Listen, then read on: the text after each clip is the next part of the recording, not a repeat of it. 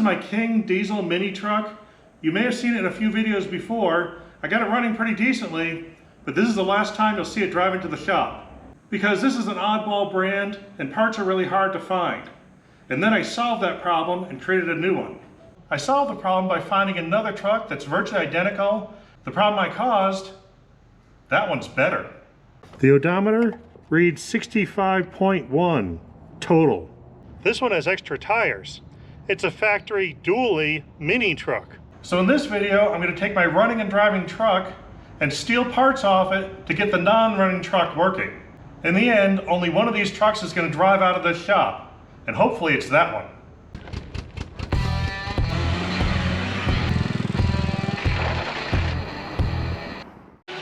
I actually picked this truck up a couple months ago.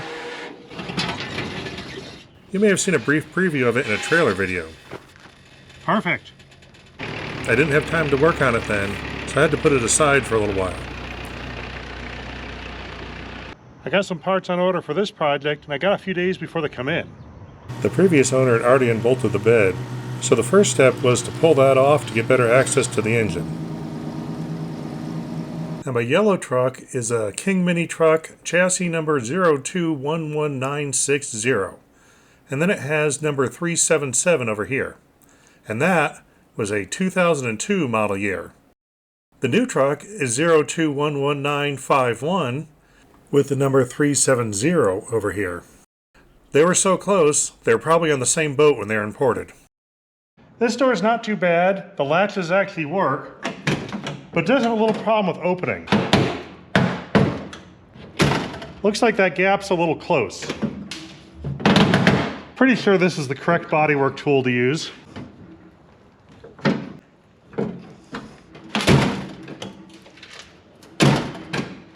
Perfect. When I bought this, the seller told me he got it running briefly, and then the starter went out, and then he just started working on pulling the engine. So I know there's this issue with the starter. Taking a look at it, it's missing pieces, and it's half falling out. So it looks like maybe he started taking it apart to fix it. I'm going to take it the rest of the way out. Finger tight. This will come out easy. I got my starter out, and I found a solenoid inside the cab, but that has the wrong number of bolts. That has 2. This needs 3. Then I found another solenoid in the cab that has 3 bolts, but then there's still parts missing that connect this solenoid to that gear. And it looks like it's supposed to have an end cap that's missing also. We need a starter. Without the bed, it's a little easier to work on these, but I still wish they had a tilt cab. That'd make it a lot easier. Maybe I should do that at some point. Not today. This one actually has a data plate on it. QD138Y. 12 volts, 2.5 kilowatts, 200 something else. Maybe amps or so? That might help me find the rest of the parts I need.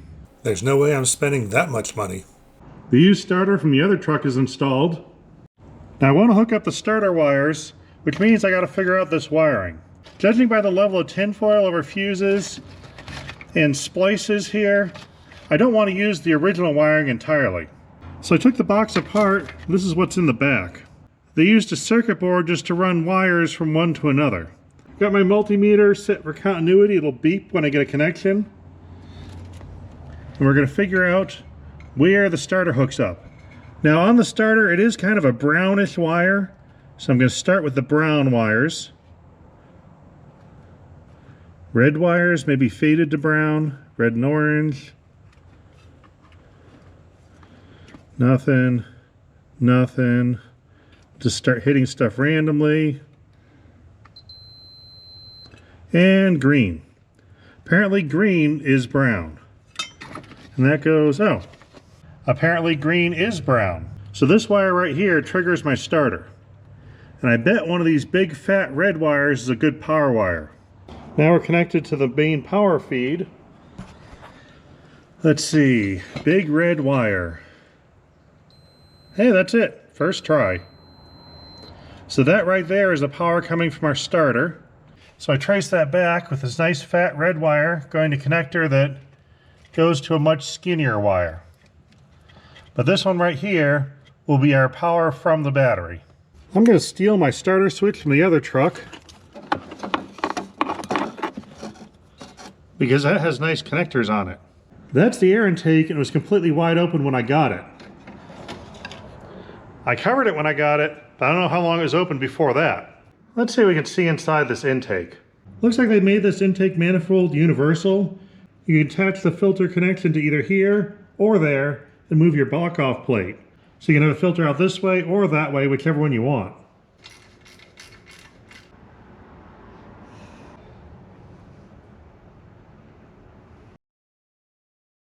I see a tiny little bit of water residue along the bottom.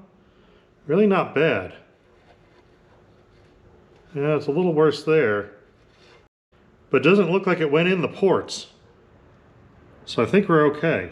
I hit it with the shop vac just in case there's anything loose in there. We're going to do a little more exploring before we actually try to fire this up, because I really don't know what's happened to this before. Looks like that belt is really chewed up, like it's rubbing in something. I think we go underneath and take a quick look down there. That fan belt is really chewed up. Doesn't look like that did it. I don't see anything that indicates why the fan belt would look so bad. So we'll just ignore that for now and keep going. I've seen this style tie rod end on old vehicles where you actually have an insert that's threaded inside the tube. You take out the cotter pan and turn it to adjust the slop of the joint. Never seen one on a vehicle in the 2000s though. Nothing here looks really worn. It looks like this thing's just been sitting around for a couple decades. It's not even particularly rusty or anything. Huh. That's what the shift linkage is supposed to look like. Drains on the heater core hoses. Some things about this truck are good. I also see a rag down there jammed in what looks like an oil pressure sensor. This must be the throttle pedal, and that was disconnected with a rag holding it open. The throttle pedal's totally jammed here. This right here is the engine shut off. That's been disconnected, which I probably should reconnect. That one's finger tight. Great. The engine data plate shows it was made in October of 2001 and puts out a whopping 25 kilowatts, about 33.5 horsepower. Interesting. Since all the valve cover bolts were only finger tight, I figured I'd better see what's under here.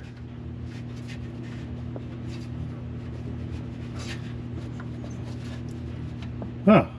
Apparently they only need to be finger tight because even if they're removed, the valve cover doesn't come off. Well, let's just put those right back on there. If that gasket rips, I might be in worse trouble, and I do not have any spares. I don't even know if I can get spares. So we'll just assume that's good. Well, under here, might as well see if there is any coolant. Didn't have any in my last one. Oh hey, it's there and it's green. Well, that's a good sign. On my other one, the dipstick was missing. I just had to guess at how much oil it took. This one actually has one. Yeah, it looks okay. Over here, now I can use this dipstick to check this engine. That one's low. It's gonna need some more oil. Luckily, I'd put an oil pressure gauge in this one, so now it didn't run all the way out of oil. One thing I'm really curious about is the gear ratio. So I marked the U-joint cap, I marked a spot on the tire. I only lifted up one set of tires, so only one's gonna spin, the other one's stationary, which means I have to go around twice with this tire and count the revolutions on the drive shaft. 1, 2, 3, 4, 5. The other one had a 5.38 to 1 ratio. I think this one has the exact same ratio. 538 is pretty deep. That should be okay. Especially when your tires are only about 2 feet tall. I found some formulas online. If I wanted to go 60 miles an hour, this thing would be doing over 4,000 RPM. Apparently, that sticker is very well deserved. Bet this thing can't go over 45. I'm gonna sort out the fuel lines next. My other one, it took a little bit to get this locking gas cap off, but luckily, someone has already solved the problem for me. Let's see what we got in there.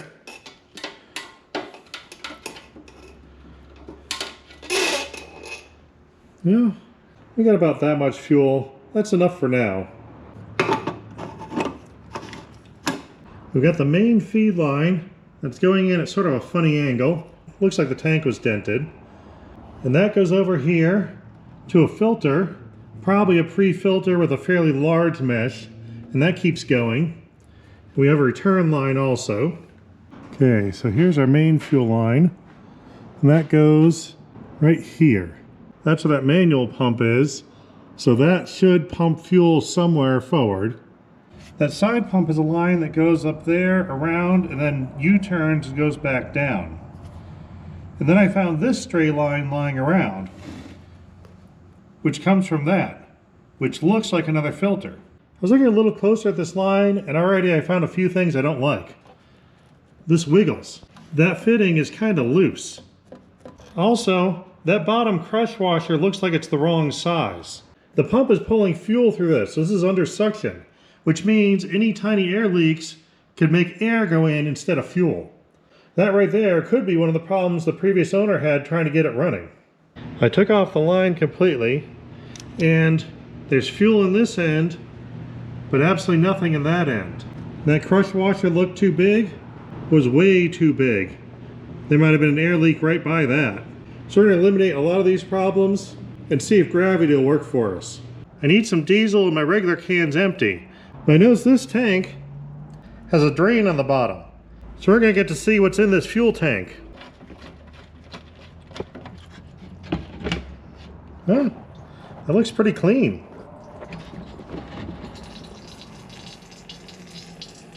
Let's take a look at how this air filter looks inside.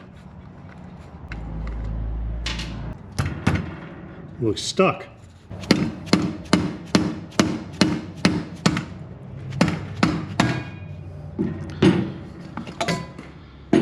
Oh, a little bit rusty. Alright, now that's stuck. I don't really need an air filter right now, so let's ignore that. We'll deal with that later. My tank's all drained. Got the last few drips coming out now. I probably can see better than you can, but it actually looks pretty decent in there. I think that's good fuel. Now over the years, I've become pretty impressed by the reliability of gravity. It works pretty well as a consistent fuel supply. It's definitely more reliable than any fuel pump I've ever seen. The fuel's already flowing. Gonna crack this line a little bit.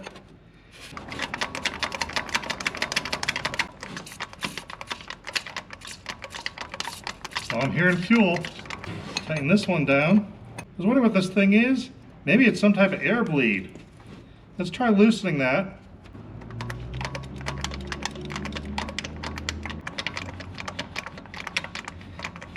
Now it looks like just straight fuel coming out. So I'll tighten that back up. We might have fuel to our injector pump now. A lot of times these diesels have a primary and secondary filter. I think that might be the fine mesh one. And it's disconnected. I don't see any other line on it, but I do see a hole in the top. Using my reference vehicle, I know that the filter is supposed to have a line connecting up top here. Taking the whole filter housing out here, we'll see what we got when we're up top. Take apart this fuel filter. Everything looks pretty normal. Little cartridge style filter. Canister looks pretty clean. Everything inside looks pretty clean. I'm going to clean out that one passage that was wide open, and I think we can reinstall this. While I was cleaning it up, I discovered there's a label that's been painted over. So we're going to see if we can get that back. Apparently whatever paint they use comes right off with brake clean.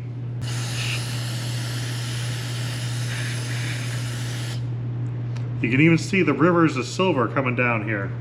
I've got a number, at least part of one, a C0506D.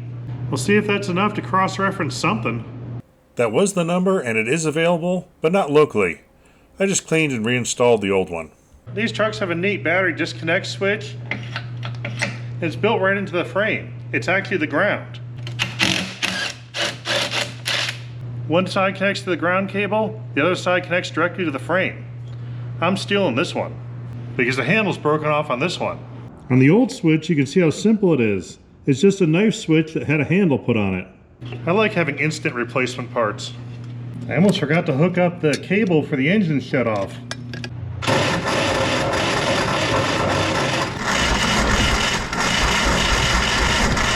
Cranking slowly, but cranking.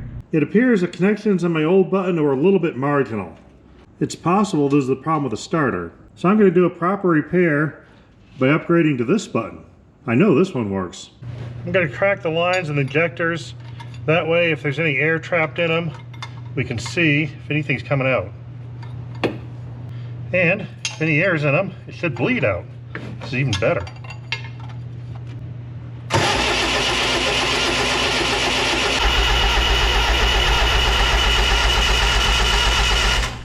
I see puffs of smoke. That's interesting. That means fuel's going somewhere. See, oh, I see some fuel dripping out of injectors. We've got hope here. Injectors tighten back down.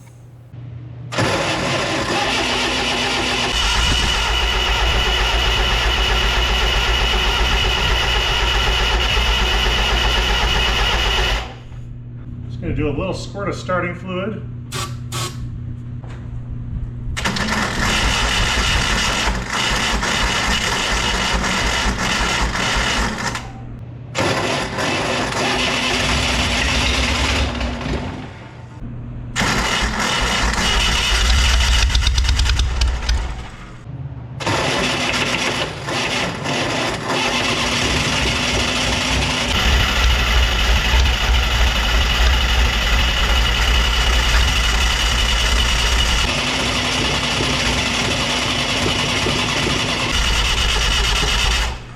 Alright, I'm going to let the starter cool off and let the place air out a bit, but I think we have hope here. Found another problem. Take a look at that hose. I'm going to pump the primer.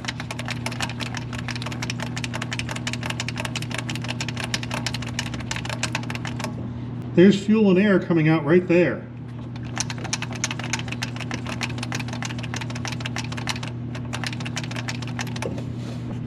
So we got to change that out. I stole the line and filter off this engine. Handy having every part I need.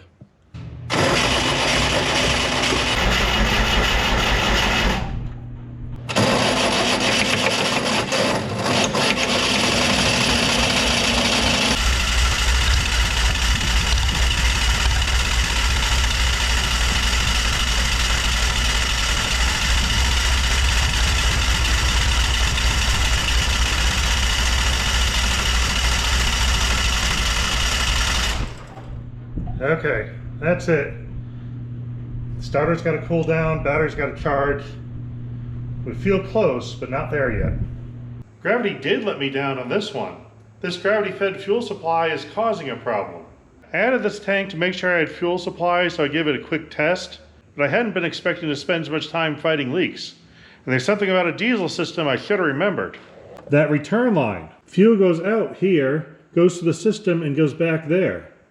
So all this time I've been taking fuel from here, going through the system, and pumping it into this tank. Earlier this morning, that tank was empty.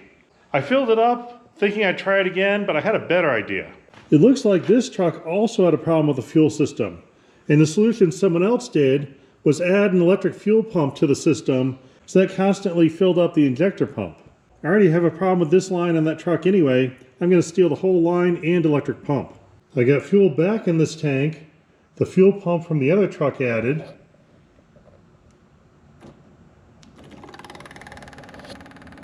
And this is going to constantly pump fuel into that injector pump. I just cracked the bleeder and we have fuel here for sure. White smoke means unburned fuel. Black smoke is partially burned fuel. So we got a lot of white smoke, so I think we're getting fuel. I'm going to try the glow plugs. Looking at the parts truck, I can see that the glow plugs are all connected by a common bar, and it's fed by a wire that's not too big. I've got a jumper wire that's about that thick. That should be fine.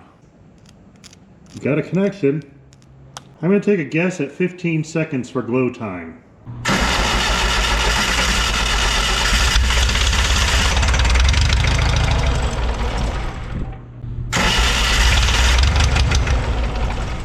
Vehicles usually get driven the most when they're new, and this one has been driven very little.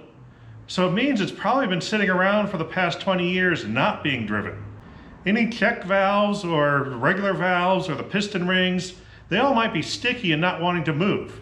I think I need to get some heat in this engine and run it for a little bit to free all those up. So I'm going to go back to starting fluid to give it something to burn. I stole the air filter and hoses from the other truck and connected them to the intake. This thing seems to start with starting fluid. When I put it directly in the intake, it fired for only a second. If I put it up here, it has to go all the way down, all the way into that canister and through the tube to get to the engine. It won't be as strong of a concentration of starting fluid, but there'll be a lot more volume. And I think that'll make it run a little longer.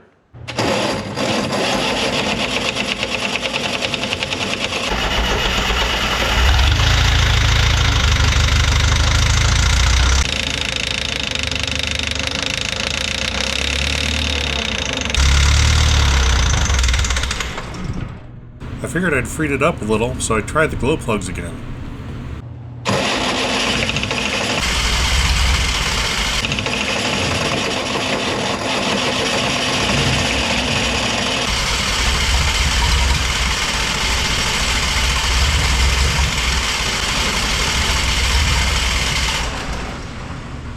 This thing is so close to running. I keep wanting to hit the button and try it again.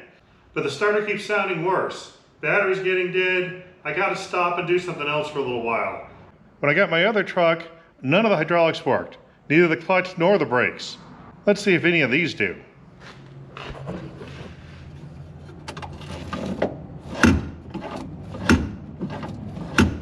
That's doing nothing.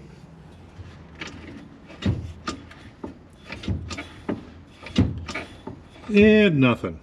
The fluid reservoirs are under here, under this very brittle plastic cap. Luckily there's a convenient access hole right here. There we go. That reservoir is bone dry and has 3 lines going to it. So it looks like it feeds 2 circuits of the brake and 1 of the clutch. Now obviously since this is totally empty, it leaks somewhere. So we're about to find out where. Found one leak. Oh hey, there's the old ignition switch. Getting all the paint cleaned off it nicely. It's always a good sign when there's bare twisted wires on the ignition switch. We'll just use some of the debris on the floor here to absorb that up.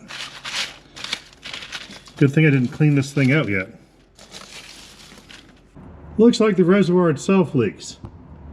Huh. Maybe I shouldn't have filled that full.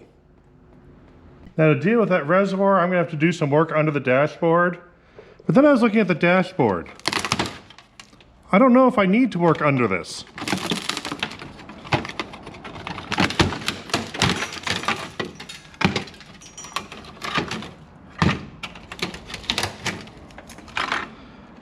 Maybe I can just work through it.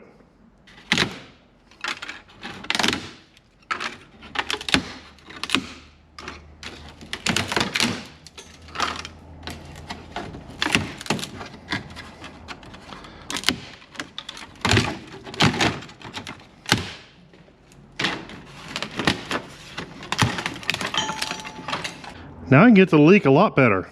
It's right there. I decided just to go for full access.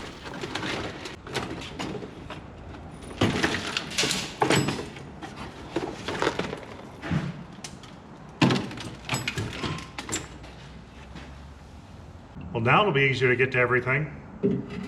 I'll start with the clutch cylinder first. That's the one we really need. I was trying to get fluid moving in the clutch, and I tried vacuuming out where the bleeder is. I wasn't getting anything at all. I've got another cylinder.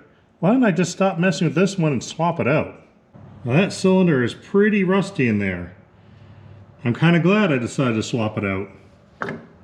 To make breaking the line loose easier, I just took the slave cylinder and bolted it back to the bell housing at an angle that's a lot more convenient for me. There we go. While this line's off, let's see if any fluid at all comes out of it. Since I didn't see fluid come out, see if air will go in. This should bubble in the reservoir. Not hearing bubbles.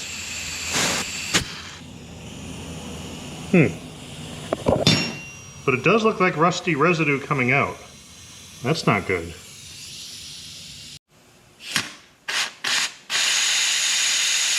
Well, we're clear up to here. Oh, fluid comes out there. I pulled the clutch master cylinder out. First thing I notice is big wads of gook on the inlet of the cylinder, which makes me glad that I pulled it out.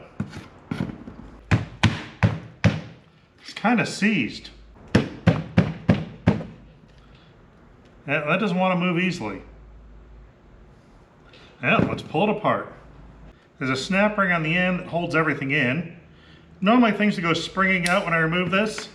Oh.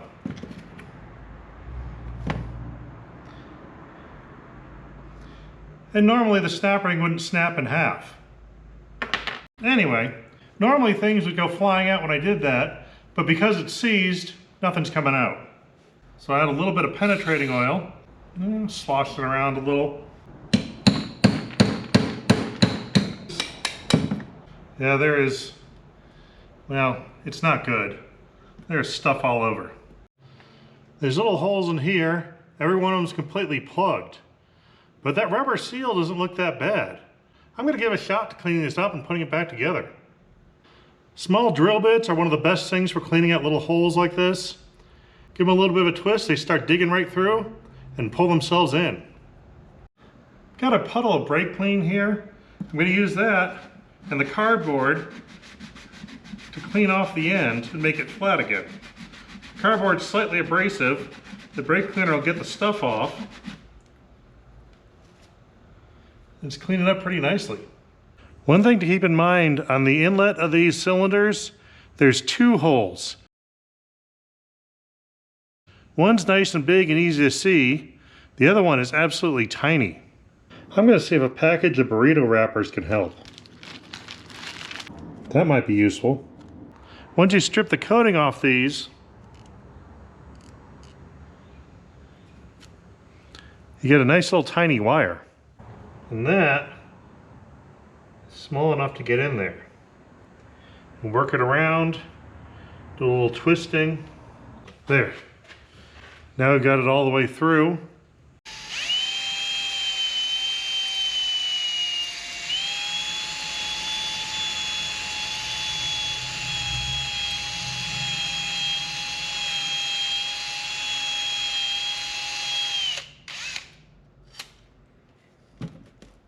I can see some pitting, so this is not going to be perfect, but it might work. And good enough is good enough.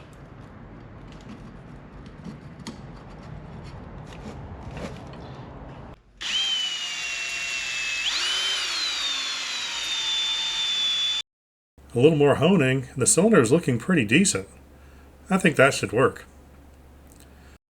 Here you can see the large port, and then the small one. I'm ready to put it together, but I broke that snap ring. Luckily, I kept this. This is a cylinder out of my old truck. It's basically a giant ball of rust, and I replaced it with a completely different brand. But, still got the snap ring.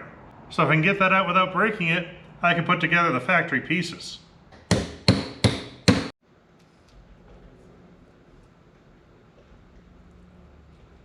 There we go. We got it. Assembly is the reverse of disassembly. I got myself a little container of brake fluid, so that way I can dip the parts in it, make the seals slide in a little easier. That goes there. And the spring. And the whole thing goes in. Trying to be as careful as possible. I know this is 20-year-old rubber I'm trying to reuse. I don't want to tear it. Add a little more brake fluid in there. I see fluid moving around. So I think there's a good chance this might work once I get a reservoir on there. Got it all back together and installed, along with a high volume, easy refill reservoir. So I got plenty of fluid to work with. And the slave cylinder swiped from the other truck is in. Let's see what happens. I already got some air on the lines, but I bet there's still more.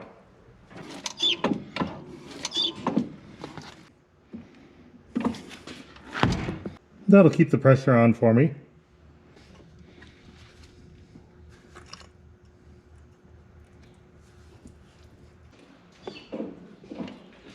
That should work. While I was getting that clutch system working, I was thinking about the engine. And I realized I've been operating under the assumption that the governor in that injector pump actually works and would operate the throttle for me. I don't know why I thought that might be true. Nothing else seems to work. So I realized I need to add a stick to operate that throttle manually.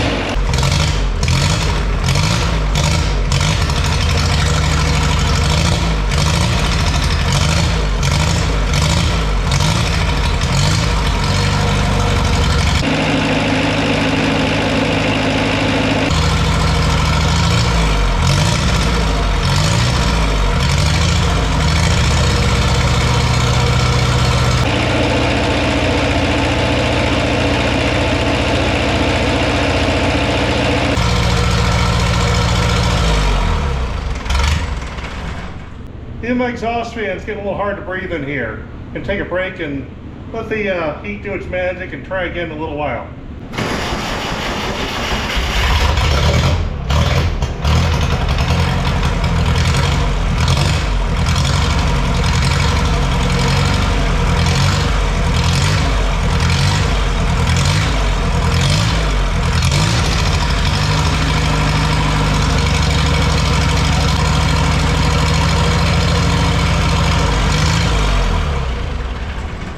I added a clamp to my stick and now it'll idle.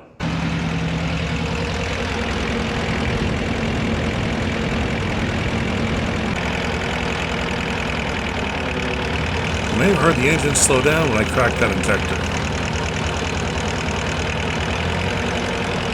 And then speed back up when I closed it.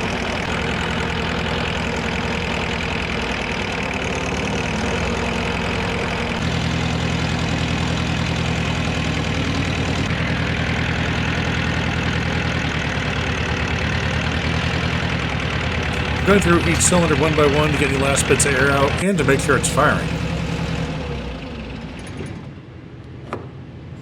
That works. I just noticed that this bolt on the injector pump is also loose. Someone started taking this thing apart or started vibrating apart at some point. All these loose bolts can't be a good thing. Everything on this thing seems to be loose. This little one's loose too. And that looks like some kind of adjuster right by the throttle. Let's check this other truck. This one has a bit of wire to make sure no one adjusts that. That could be important. There's a second dipstick. Hadn't seen that one before. By adjusting this screw, I was able to set the idle where I wanted it. So for now it's working. We'll see about other adjustments later. The bed was already unbolted when I got this truck. I've noticed the cab has also been unbolted. Every one of them. So the previous owner was in the process of removing the cab also, which means I should probably bolt it back down before I drive too far. I didn't see the hardware for that in the cab, but luckily I've got all the cab mounting stuff I need right here. We'll just steal it from this truck.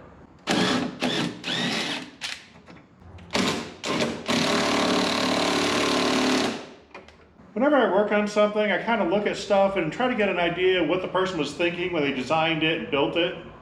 The people that designed this truck didn't have a whole lot of faith in the people that were going to build the truck. Let me show you a few things. A lot of mounting holes are oval slots. It's as though they expected the parts to be made so poorly, they needed a lot of adjustment to get them to fit. You really wouldn't expect to need that much adjustment in your clutch system. But those fears were justified. This is the battery box. It's a simple metal structure, and it just bolts to some pieces of angle that are welded to the frame. Granted, they're not welded at the same angle, but that's better than this side. These bolts are tight. There's just a giant gap in there. That framework is an easy 1/4 inch off of the size it was supposed to be. And it's not just the way the parts are made. The way they assembled it was very, very bad. There's a nice protective boot for the positive terminal of the battery. It's installed the opposite way as the battery terminal. And I checked the taper, that's not upside down. That's just installed wrong. This is my clutch master cylinder, all the parts that originally came with this truck.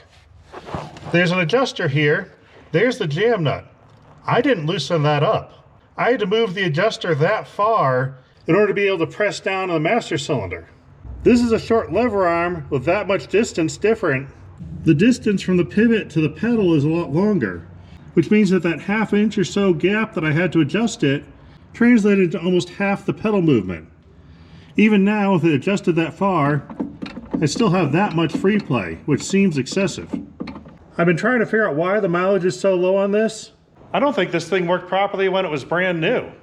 So what I have here is a design that was generally okay with some good stuff in it. Then the design was opened up for some badly made parts. The parts were made really badly, and then they were assembled poorly. I know why you don't see a lot of these trucks around. They weren't good. But I think I can make it good. I still have some more work to do before we get to that point. The exhaust in this truck is only the initial pipe. It ends right here next to the transmission. I need to add that bit from this truck.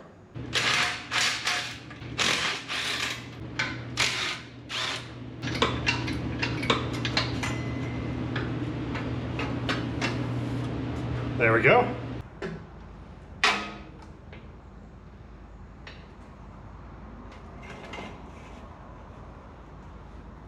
The exhaust hanger is off by a few inches. I don't know if that's build quality or difference of the dually. Luckily this exhaust has basically no rust on it, so it's pretty easy to move stuff around. The gas pedal on this truck is jammed completely solid. Luckily, the other truck has a pedal assembly that does move. The old throttle pedal's out, and now I know why it's stuck. The cable that operates it was bent at a sharp 90-degree angle. It doesn't look like I'm going to mess with this. It looks like that's the way the factory installed it. I actually had to make a divot in the floorboard and bend it upward in order for this cable to actually fit through properly. You could tell whoever assembled this thing did not care whether it worked or not. It's not even plausible that would have been a good idea. Well, that fluid reservoir is really convenient when you're working on the system. When you start driving it, it gets a little bit sloshy. So I bought two reservoirs. These are both for Volkswagens. This is the late model 70s style with a dual master cylinder. And this is for a 60s, I think it's a bus, with a single master cylinder. So I can have a clutch reservoir, and then I can try hooking up the brakes. One down.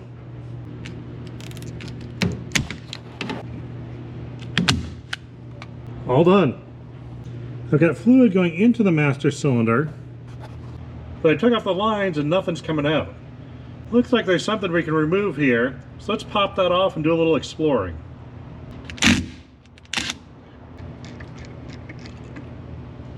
Huh.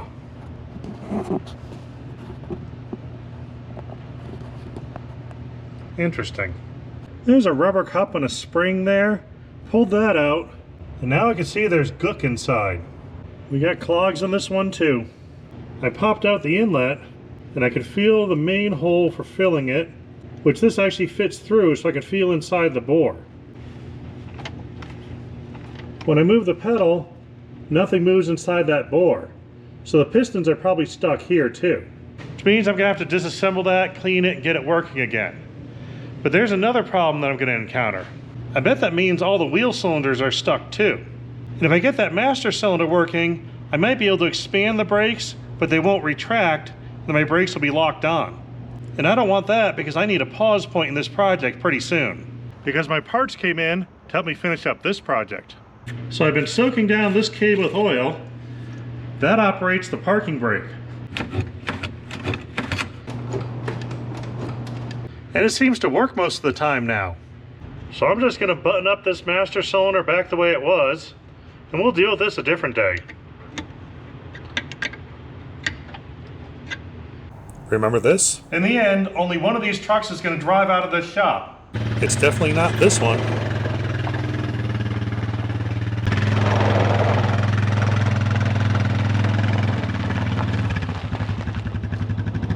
Let's see about this one.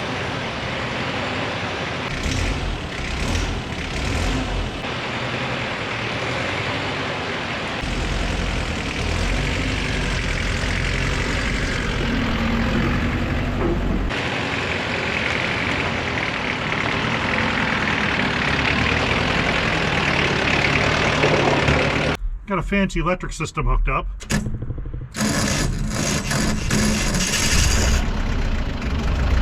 Works.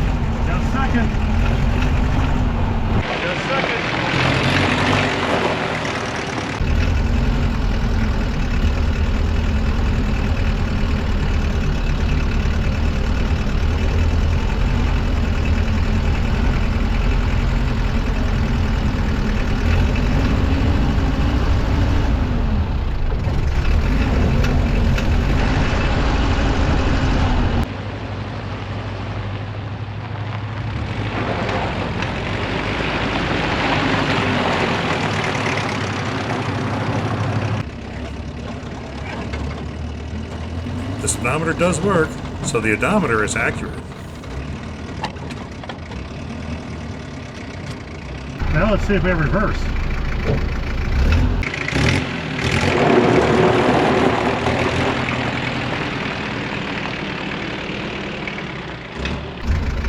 It works.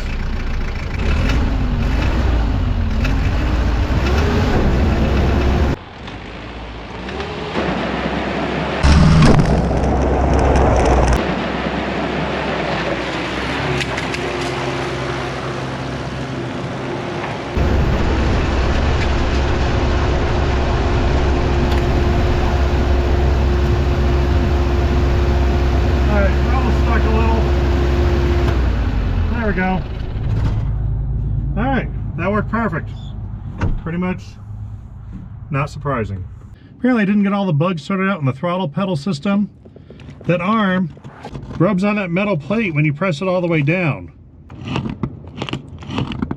This thing will take a little more tinkering. Well, that's it for this video. That's not it for this truck. I really like the concept of that truck.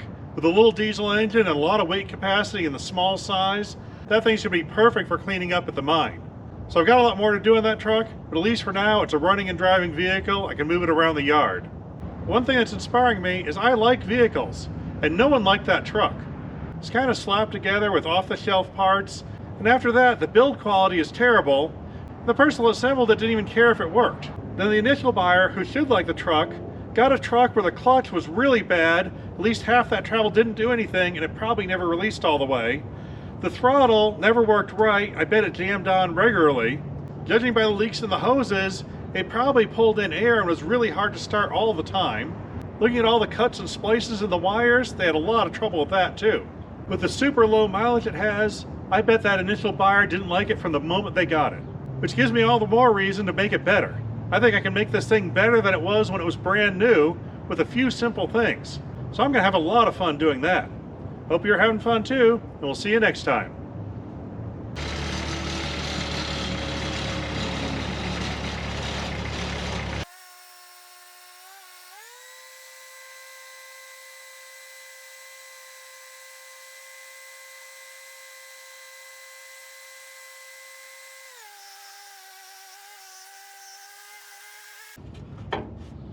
You know, I've started bolting this bed back down, but now I'm second guessing myself.